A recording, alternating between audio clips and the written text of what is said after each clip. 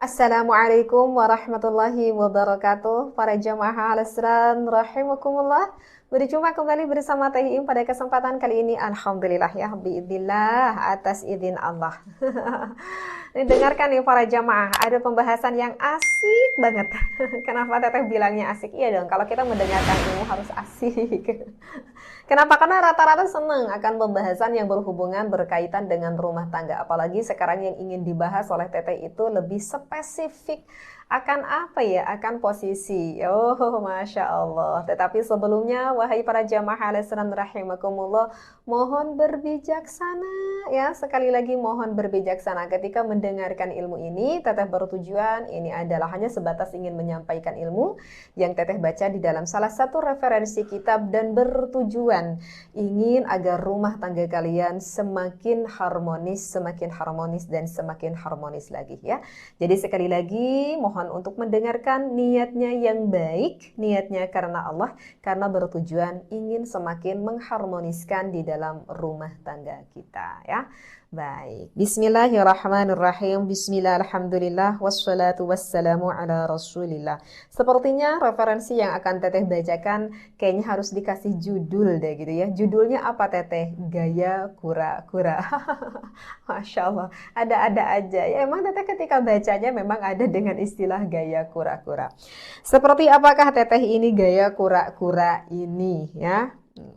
Meskipun ketika Teteh pikir emang ini kayak kura-kura gitu ya atau enggak. Karena begini, bismillahirrahmanirrahim. Tasarrubul malali. Terkadang di dalam rumah tangga kita itu merasuki ada suatu kebosanan. Wajar gak Teteh? Wajar sekali ya. Kita yang sudah berumah tangga belasan tahun, apalagi puluhan tahun, wajar kalau misalkan ada rasa kebosanan. Dan mungkin aja rasa kebosanan itu datang ketika melakukan aktivitas ibadah pasangan suami istri tersebut. Kalau begitu Teteh, kita berbicara pandangan hukum fikih. Apakah boleh kita melakukan berbagai cara macam gaya? Itu sebetulnya dilarang nggak Teh di dalam fikih? Tidak. Sebetulnya di dalam fikih tidak ada pelarangan yang tidak ada pelarangan, maksudnya di dalam posisi apapun monggo silahkan. Di sini Teteh tidak berbicara akhlak, tetapi Teteh berbicara dari pandangan fikihnya. Selama posisi itu tidak memasuki kepada lubang belakang. Ya, sekali lagi, selama tidak memasuki kepada lubang belakang. Tetapi kalau mau posisi bagaimanapun, tujuannya sama ke posisi yang lubang depan, monggo silahkan di dalam pandangan fikih. Dan juga jangan memasuki lubang istrinya ketika istrinya berada di dalam keadaan haid ataupun menstruasi. Udah cuman gitu aja ya. Nah, maka di sini lil alaqatil hamimati baina zaujaini, sehingga ada rasa kebosanan pasangan suami istri ketika mau melakukan hubungan biologis ba'da mururi iddati sawatin minaz zawaj gitu ya. Setelah melewati beberapa tahun pertikahan, au qad yash'urul azwajul jadida bitikraril alaqatil jinsiyah, sehingga si pasangan suami istri tersebut, aduh mas ada rasa baru dong. Ini yang kata ini referensi kitab, yang disebabkan melaksanakan berulang-ulang gitu terus tidak ada variasinya. Wa adami wujudi jadidin fiha kulla marratin. Realitanya nggak ada kok perkara baru di setiap melakukan jima. Wadidunal Islam la yamna'u an nughabiru wad'al jima. Seperti itu. Udah deh Teh, boleh nggak ya? Ini referensi kitabnya agak dipercepat. Itu udah penasaran nih Teteh. Ini gaya-gayanya seperti gimana gayanya? Maaf ya, ada sedikit referensi kitab yang Teteh dilewati. Nah, baik, langsung aja deh ke poin intinya. Posisi apa itu, Teteh? Posisi kura-kura tuh kayak gimana? Penasaran sekali ini. Baik. Jadi ta'tamidu wad'iyatul qawqa'ah di sini berpijak pada posisi kura-kura ala raf'iz zaujati saqaiha. Jadi, nah ini mulai didengarkan. Aduh, ini yang mengeditnya ini anak santri belum nikah ini. Cengengesan nih di depan Teteh, agak malu-malu ya, Masya Allah ya. Jangan kemana pikirannya anakku. Jadi begini, jadi di sini sang istri mengangkatkan dulu kedua kakinya, li'a'la bihaitsu yumkinuha, sekira si sang istri memungkinkan untuk diangkat ke atas, wad'a kulli saqin ala aktafin zawjiha, kemudian meletakkan setiap kaki di atas bahu suaminya, bainaha yanhani az-zawju ala rukbataihi, di mana sang suami sedikit membungkukkan kepada kedua lututnya. Aduh, ini teteh pakai referensi kurang ngerti nih, sebentar. Wa yaqumu bil isnadi ala dhira'ihi, dan suami bersandar kepada kedua lengannya, fi muwajahati zaujatihi, saat itu sang suami sedang menghadap ke istrinya. Ya. Nah, litatima amiliyatul ilaji, agar terrealisasi dengan baik proses masuk milik sang suami kepada milik sang istrinya. Tetapi di sini katanya perlu waspada ya. Kalau yang terlalu mendalam ini bagi sang istri agak kurang nyaman katanya. Baik. Aduh, gimana nih teteh, agak kurang nyaman nih teh. Nah, jadi begini ya, takutnya masih bingung nih ya, karena barusan teteh baca referensinya. Jadi begini. Eh nggak apa-apa ya, sedikit senyum dulu. Karena sedikit sambil membayangkan kan, jadi begini.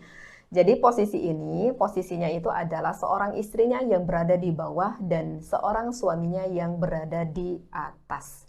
Kemudian kedua kaki sang istrinya dinaikkan ke atas, menyimpan ke bahu sang suaminya. Kemudian kedua telapak tangan sang suaminya agak sedikit ya kemudian memegang gitu, misalkan di atas kasurnya agak menelungkup ke bawah seperti itu ya. Insya Allah ya, terpahami ya. Cuman barusan yang terakhir dikatakan di dalam ini referensi kitab, cuman posisi ini kalau misalkan belum terbiasa kepada sang istrinya, kemungkinan besar si sang istrinya merasa kurang nyaman. Nah, jadi yang teteh pahami untuk posisi seperti ini sebetulnya belum cocok jika dilakukan setelah kita foreplay ya. Misalkan sang suaminya melakukan foreplay kepada sang istrinya, kemudian sang istrinya itu belum sampai meningkat rasa syahwatnya yang lebih tinggi, bahkan masih agak sedikit jauh untuk inzal, agak sedikit jauh untuk keluar bagi sang istrinya. Maka saran dari teteh, jangan dulu melakukan gaya seperti ini. Karena dengan gaya seperti ini agak kurang nyaman nanti bagi sang istrinya. Kenapa agak kurang nyaman? Karena maaf banget, karena nanti milik sang suaminya agak sedikit menyodok ke dalam sang istrinya. Dan itu kemungkinan besar tidak nyaman. Ya, jadi kalau misalkan mau menggunakan posisi seperti ini, teteh sarankan lebih baik dilakukan ketika menit-menit terakhir. Menit-menit terakhir. Maksudnya ketika sang suami sudah dapat memahami sekali kalau istrinya ini sudah sangat memuncak, bahkan terlihat sudah ingin inzal, sudah ingin keluar, maka monggo silahkan menggunakan posisi gaya seperti ini. Jika dilakukan seperti ini, justru ini yang sangat didambakan sekali, yang sangat diinginkan sekali oleh istri Anda. Karena ketika semakin istrinya memuncak, ingin inzal, ingin keluar, justru yang diharapkan oleh sang istri ada penekanan yang lebih dalam untuk ke titik itu biar terkena. Bisa dipahami ya.